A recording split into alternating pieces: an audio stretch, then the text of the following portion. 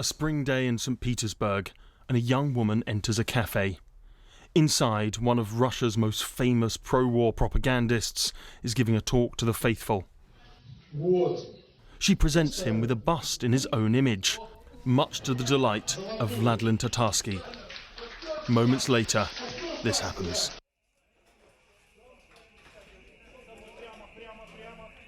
Tatarsky was killed, many more wounded, in what seems to have been a meticulously planned hit, carried out to perfection.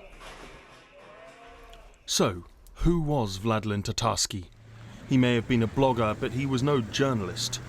His real name was Maxim Fomin, and in 2014 he was serving a prison sentence for robbing a bank.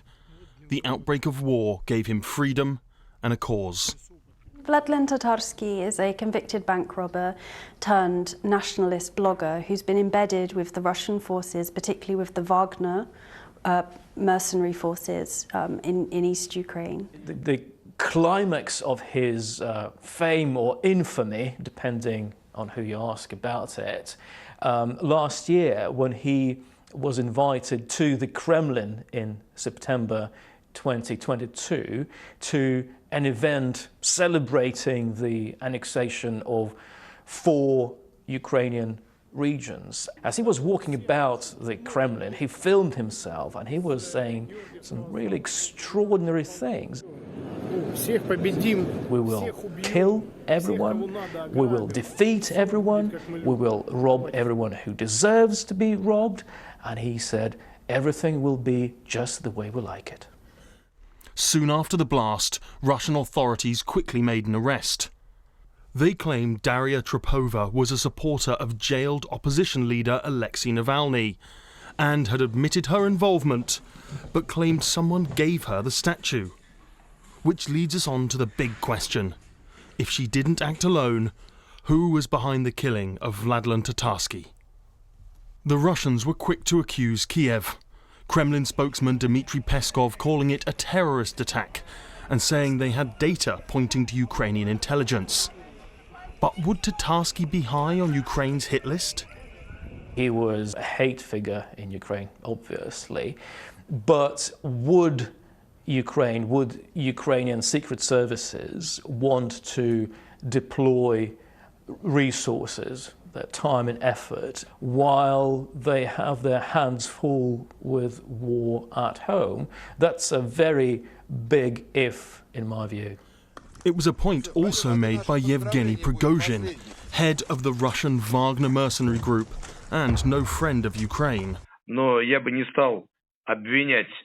I would not blame the Kyiv regime for these actions. I think it was a group of radicals who are hardly connected to the government. So, is it plausible that Russian dissidents were behind such a complex operation? This was an incredibly sophisticated attack. It was Bond-esque in terms of an assassination, to be killed by a bomb hidden within a small statue in your own image. And as a result, it seems unlikely that this would be a random group of dissidents. It's much more likely that this points to an attack from within the Russian establishment. Which leads us to the final suspect, someone inside the Russian government. But why? Just a few days ago, he created a new group, along with some other so-called ultra-patriot bloggers, to protest and to be more vociferous in their criticism of the Ministry of Defence's tactics. The truth is, it's far too early to say for sure who was behind this attack. What really happened may take months to emerge, if it ever does. There are so many forces that might be interested in his murder. There are so many forces that could have the capability of doing that. The absence of credible, independent, investigative reporters in Russia now makes it all but impossible to get to the bottom of this bomb attack in the foreseeable future.